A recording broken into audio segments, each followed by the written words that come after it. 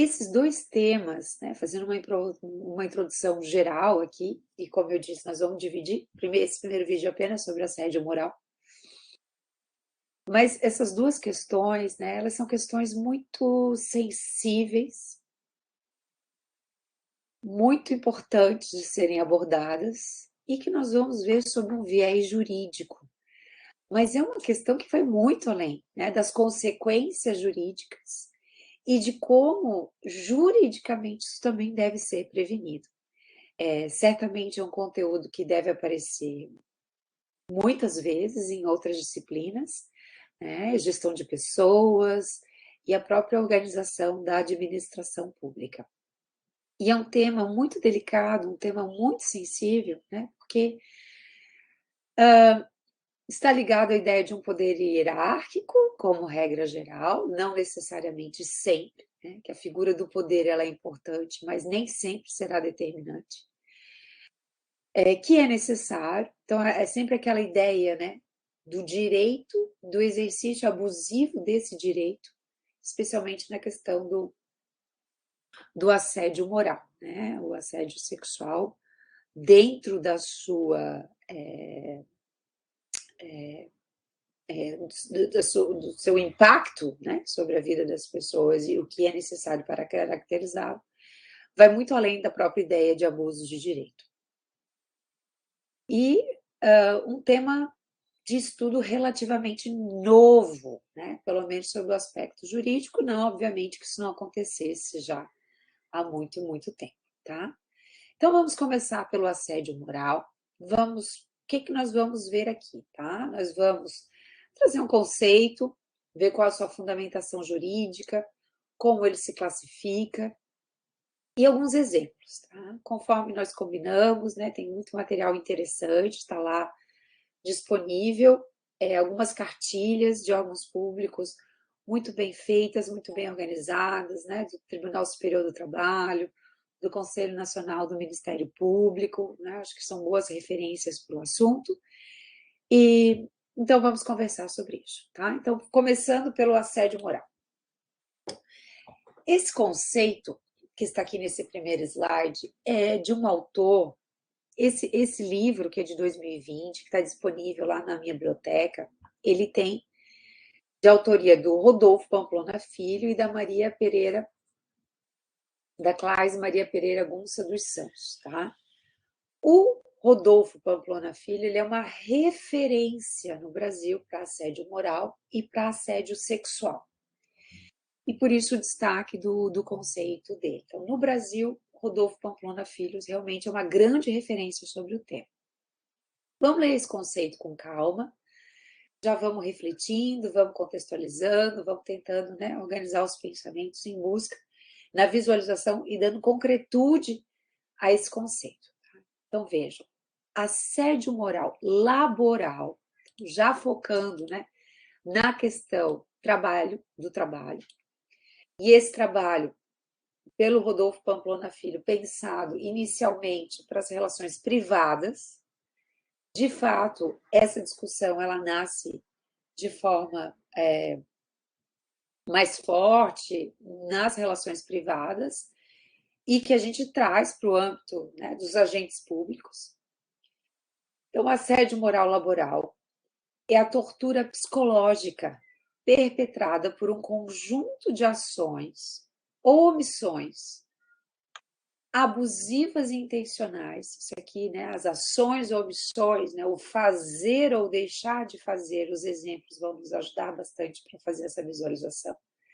Abusivas e intencionais, praticadas por meio de palavras, gestos e atitudes de forma reiterada e prolongada que atingem a dignidade, a integridade física e mental, além de outros direitos fundamentais do trabalhador, comprometendo o exercício do labor e até mesmo a convivência social e familiar. Esse exemplo, ele resume, ele sintetiza bem a questão do assédio moral e sistematiza os tópicos que precisam ser pensados para compreender o tema. Tá? Então, vejam só. São vários comportamentos, são várias condutas, né, que vão ser praticadas de forma reiterada. O assédio moral, ele não é algo pontual que ocorre uma vez, né, que aquele chefe, que aquele superior hierárquico, né, pode ser uma situação humilhante, pode ser uma situação vexatória, pode ser algo de um extremo autoritarismo, pode ser algo, né, de uma privação de um direito fundamental. E a gente não está querendo dizer que nessa hipótese não haverá responsabilização. Nós não estamos dizendo que nessa hipótese não haverá uma vítima. Haverá, mas não uma vítima de assédio moral. Tá? O assédio moral, ele tem essa questão da habitualidade, da forma reiterada, da forma prolongada, é aquele ambiente do trabalho que é, né, criado, esse ambiente de trabalho criado pelo assediador, e que isso se dá, né, por meio dessas ações, omissões, isso por palavras, gestos, atitudes. E esse comportamento, estou repetindo aqui porque é muito importante, né? Ele afeta a dignidade, integridade física, mental, direitos fundamentais do trabalhador.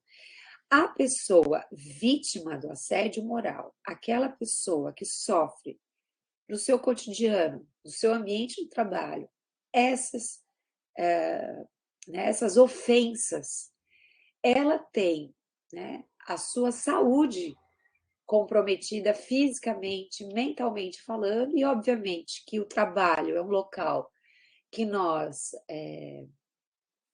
empregamos muito tempo da nossa vida, obviamente que isso vai afetar o seu trabalho, a sua vida, né, a sua vida no trabalho, a sua convivência fora do trabalho, com a sua família, com as suas relações sociais. Tá?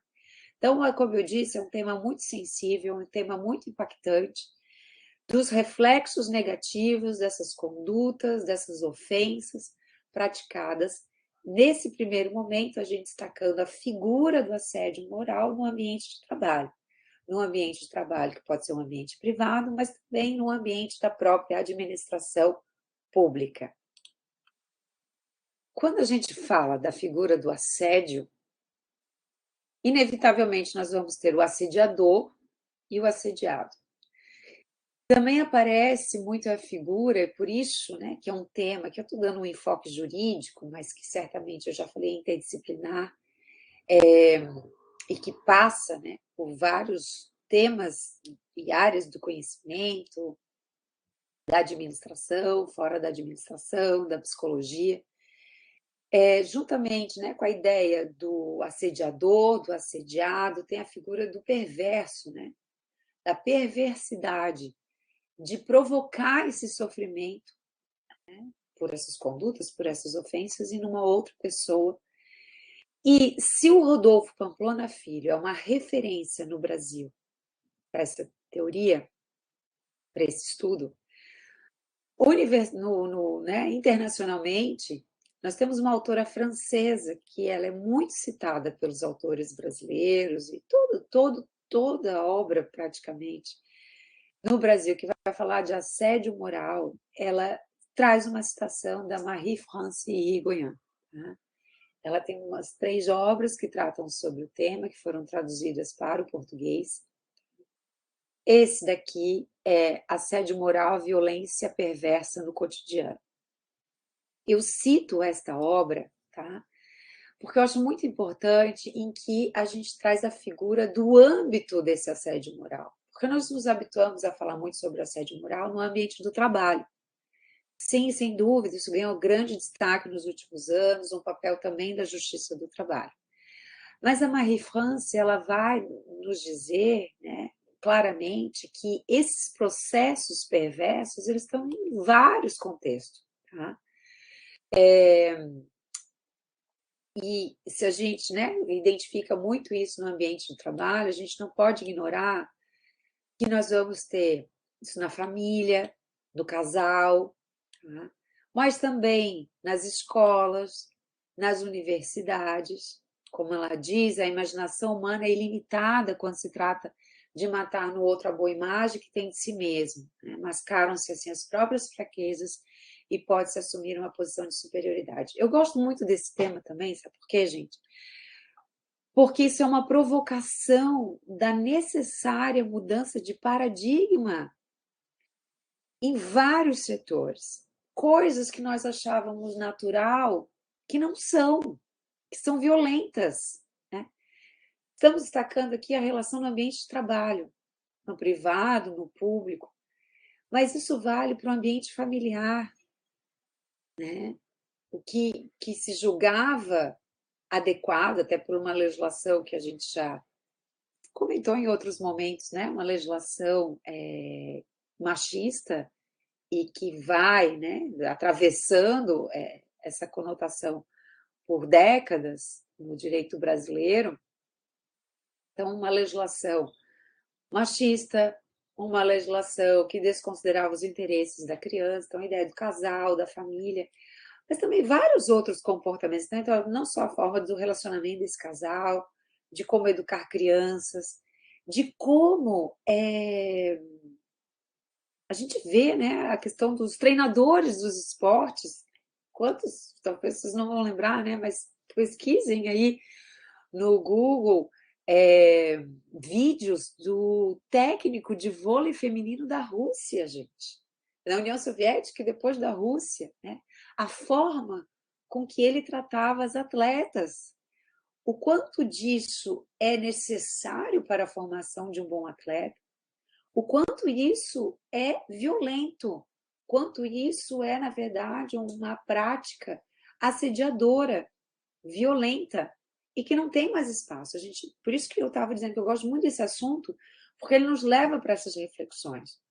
O que era aceitável não é mais aceitável. Isso vale para várias coisas nas nossas vidas, né? Quantos filmes a gente assistiu no passado e que achava ótimo e que hoje eu acho, puxa, esse filme envelheceu muito mal, essa piada não tem graça. Todo mundo ria disso, mas hoje isso não tem graça, né? A forma de treinamento era assim, não é mais assim. Né? Isso não traz bons resultados e bons resultados a que custo? Então é uma provocação realmente todas essas questões, tá? No Brasil, como que nós chegamos na construção dessa figura jurídica, no reconhecimento do assédio moral? Até o momento, nós não temos um artigo na lei, um dispositivo legal que trate sobre a figura do assédio moral. Tá? Então, não há previsão específica expressa na legislação brasileira até o momento. Temos projetos de lei, mas um artigo na lei falando, né? O assédio moral é isso, né? O conceito, norma, consequência, né? Previsão, resposta, sanção, nós não temos. Mas isso não impediu que a figura, que o Instituto do Assédio Moral deixasse de ser reconhecido e produzisse seus efeitos. Isso nós conseguimos extrair das próprias normas, de uma produção doutrinária e também da jurisprudência. E dentro de uma questão legal, nós vamos buscar essa fundamentação na própria Constituição, lá no artigo 1º, inciso 3, que vai garantir, né, vai colocar como um dos fundamentos da República Federativa do Brasil a dignidade da pessoa humana.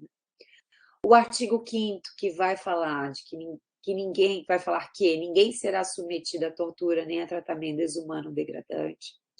O inciso 10, que vai garantir a inviolabilidade da intimidade, da vida privada, da honra, da imagem das pessoas, assegurando-se o direito de indenização pelo dano material ou moral decorrente de sua violação. O artigo 6º, que garante o direito à saúde, né? O assediado ele é atingido na sua saúde, não temos dúvidas quanto a isso. E no âmbito civil, né? O mesmo dispositivo que nós utilizamos para, né, um princípio geral de indenização, seja por danos patrimoniais ou danos morais, que é, né, a partir da configuração de um ato ilícito, nós vamos poder trazer também para o assédio moral. O artigo 186 diz que pratica ato ilícito aquele que por ação ou omissão voluntária, né? Então, voluntária porque foi uma vontade livre, e voluntária e intencional, ou mesmo não intencional, de forma culposa, por negligência ou imprudência, violar direito de alguém, causando dano ao outro, ainda que exclusivamente moral, comete ato ilícito. Não vou nem entrar na discussão, que existe uma discussão se o ato ilícito necessariamente gera dano, mas para fins do nosso estudo, o dano está aqui presente. Pode ser um dano patrimonial, sim, mas provavelmente nós vamos ter uma configuração direta de um dano moral. Quais são as espécies de assédio moral? Aproveitando, né, esse material produzido pelo Conselho Nacional do Ministério Público, é importante a gente destacar que, apesar de ser o mais comum dentro de uma assimetria de forças, né, de um assédio praticado em função de uma hierarquia, vamos repetir, nós estamos estudando o poder hierárquico ele é importante, mas há uma disfunção desse poder hierárquico, né, ou extrapolação dos limites, ou estar totalmente fora da própria figura do poder hierárquico, é o típico assédio moral, e esse é o vertical descendente, é do superior para o subordinado. E aqui, né, que é o mais comum, a gente tem aquelas condutas, que depois nós já vamos exemplificar, que são ofensas que vão se reiterando, não é uma coisa que acontece isoladamente, né, é o dia a dia, e isso vai minando a autoestima, isso vai trazendo insegurança, isso vai, né, humilhando, isso vai isolando, porque o perverso, gente, ele é perigoso, né? Ele não só atinge a vítima, como ele, em defesa da sua conduta, ele vai minando a relação em volta. Ele vai gerando essa insegurança, vai criando disputas internas, ele vai isolando essa pessoa para ela também ficar desacreditada numa eventual denúncia, né? Né? Esse isolamento pode ser muito útil e como eu disse, desacreditando, né? Tirando a razão dessa pessoa para que ela não seja considerada, que a sua voz não seja considerada. Isso é o clássico, né? Então, aqui a gente tem um vertical descendente do superior para o subordinado, mas é possível também o vertical ascendente. Tá? Não é o mais comum, mas é possível. Porque o vertical descendente, como ele é o superior, as consequências de eu não fazer aquele absurdo que estão me pedindo, né, me impactam diretamente. Puxa, se eu não fizer isso, qual vai ser a consequência? Então, eu faço hoje, faço amanhã, no terceiro dia eu já não quero mais fazer, mas eu sou obrigada, afinal é o meu chefe, ao final, né, o que vão pensar de mim, o que ele vai falar de mim, ou ela, né, estou usando aqui, né, ele ou ela vai pensar, vai falar de mim para as outras pessoas, como que eu vou provar, que é uma grande dificuldade, né, do assédio moral, como que eu faço prova disso? Escritos, e-mails, testemunhas, né? Mas não é fácil, gente, não é fácil. Esse é o clássico, mas é possível também o vertical ascendente. Né? Eu não tenho todas essas cartas na mangas para assediar, mas ele é possível, o vertical ascendente.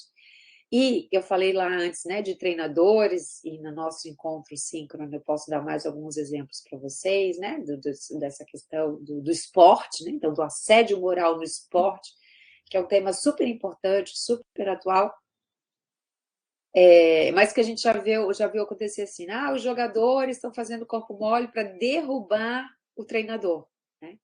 Então aqui é um vertical ascendente, horizontal entre colegas do mesmo nível hierárquico, e um misto horizontal e vertical. Então, aquela pessoa que está sendo assediada pelos seus colegas, como eu disse, né, às vezes até por um papel do próprio assediador principal, perverso, né, que colocou todas as pessoas contra aquela vítima, e isso gera, né, então, um misto, um vertical e um horizontal, e às vezes os colegas até não estão assediando, mas eles estão se omitindo, eles estão escalando, porque naquela roda da fofoca, dos comentários, das humilhações, das risadinhas, eu também sou subordinada. E se eu não rir, o que o meu chefe vai achar de mim?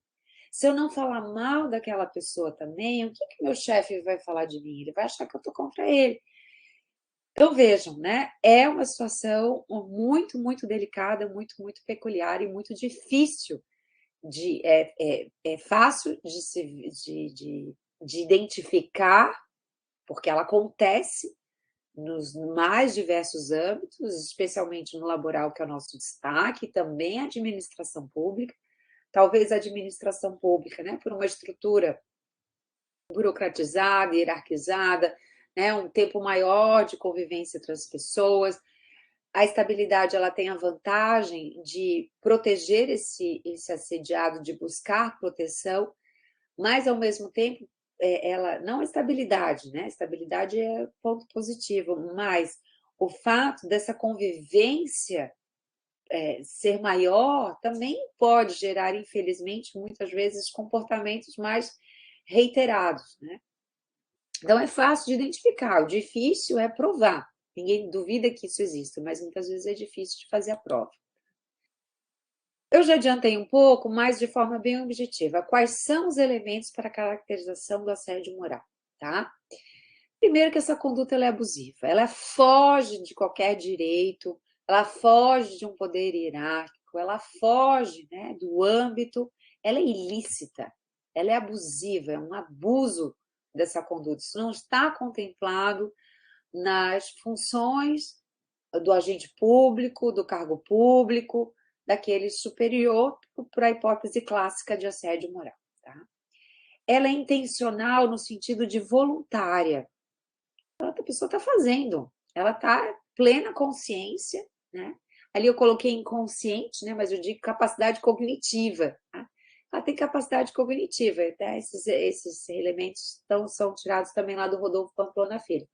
Mas aproveitando aqui, né, o estudo das condutas, das ações, ela, ela, ela não é incapaz, civilmente, ela é plenamente capaz. Ela talvez tenha consciência de que aquela conduta é uma conduta assediadora, talvez ela não tenha consciência disso, mas ela tem, é ela quem está praticando aquilo ali, né? Isso pode ser doloso com todas as intenções, isso pode ser culposo, cara, eu não sabia que isso não podia fazer, mas ela está fazendo isso voluntariamente. E a habitualidade, isso aqui é muito importante, que é isso que vai diferenciar o assédio moral de um dano moral. Não quer dizer que o dano moral não gere uma responsabilização do ofensor, mas o assédio moral ele exige habitualidade, frequência. Nós não temos assim, tem que ter pelo menos um mês, pelo menos 2 meses, não.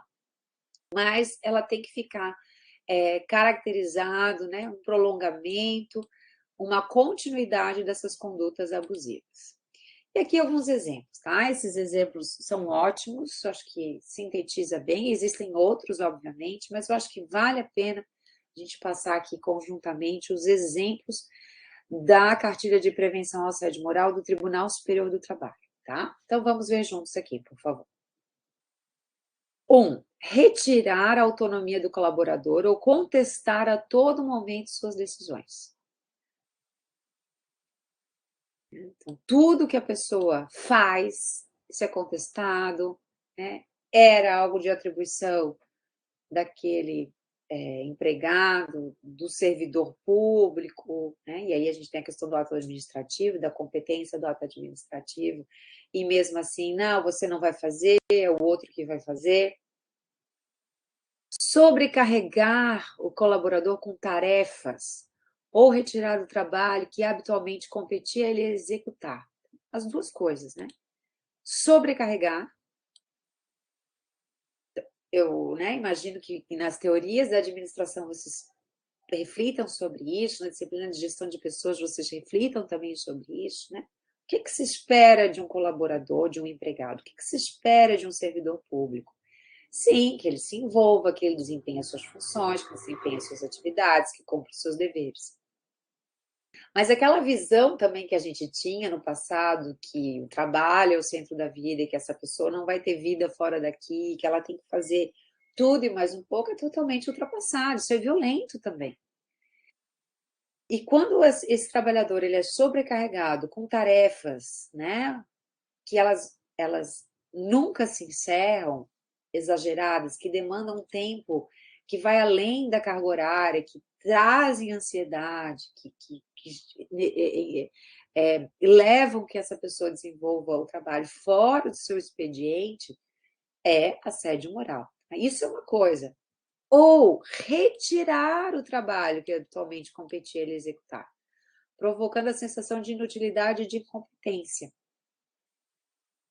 Não, isso você não vai fazer mais, tá? Isso aqui, né? Claro que está dentro da gerência de mudança das atribuições, né? Mas aqui é o famoso colocar na geladeira, tá? Então, não foi um projeto individualizado, né? Que se viu as habilidades dos colaboradores. Não é sempre. Essa pessoa não participa mais da equipe, né? Na administração pública, a gente já falei para vocês, né, do projeto de improbidade administrativa, tem alguns casos que caracterizou a improbidade administrativa e em alguns municípios, né, na mudança do cargo de prefeito, os opositores políticos eram simplesmente colocados na geladeira. Né? Não vai fazer nada, fica de castigo. Exatamente isso, fica de castigo, fica sentado naquele banco o dia inteiro.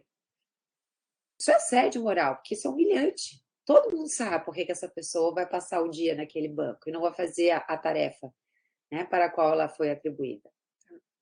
Ignorar a presença do assediado dirigindo-se aos demais colaboradores. Né?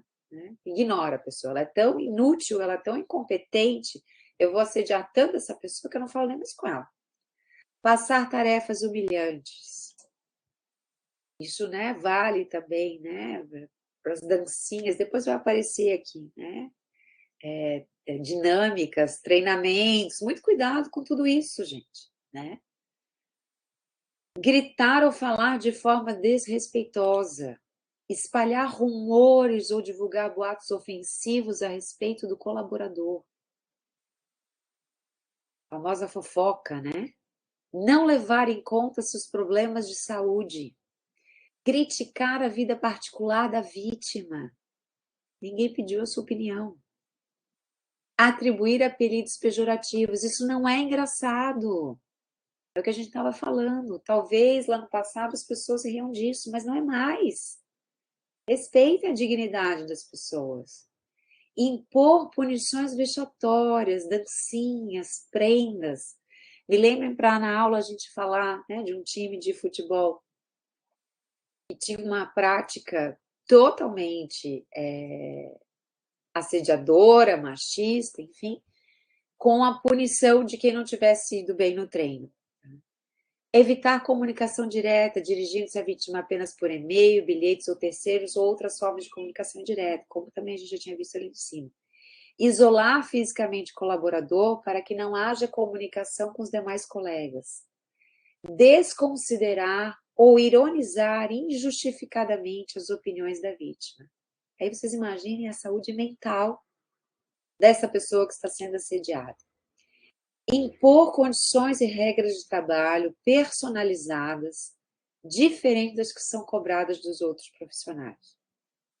Delegar tarefas impossíveis de serem cumpridas, já falamos também, ou determinar prazos incompatíveis para a finalização de um trabalho. Manipular informações, deixando de repassá-las com a devida antecedência necessária para que o colaborador realize suas atividades. Essa pessoa está sendo boicotada a todo momento, ela está num pesadelo, gente. Ela não consegue desempenhar o trabalho dela. Vigilância excessiva. Limitar o número de vezes que o colaborador vai ao banheiro e monitorar o tempo em que lá ele permanece. Se isso está, gente, aqui no Tribunal Superior do Trabalho, porque muitas ações trabalhistas envolveram isso, tá? A quantidade de vezes que a pessoa pode ir ao banheiro. Nos Limites Morais do Mercado, aquele livro que eu acho que eu já comentei com vocês, do Michael Sando, também vai falar sobre isso. E nas Olimpíadas ou na Copa, nós tivemos alguns patrocinadores que sofreram protestos pelas más condições de trabalho dos seus colaboradores, e dentre essas más condições exigiam, né, uma fábrica, exigiam que eles trabalhassem de fraldas para que não fossem ao banheiro. advertir arbitrariamente, instigar o controle de um colaborador por outro, criando um controle fora do contexto, da estrutura hierárquica, para gerar desconfiança e evitar a solidariedade entre colegas. O isolamento é um ponto muito decisivo desse assédio moral. Esta pessoa assediada, ela fica isolada.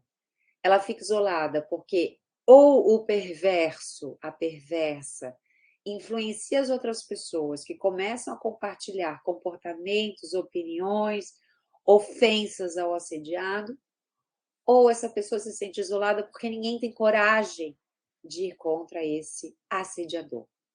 Tá? Acho que são essas as questões principais. Né? O próximo ponto é o assédio sexual, e a gente deixa isso para o próximo vídeo.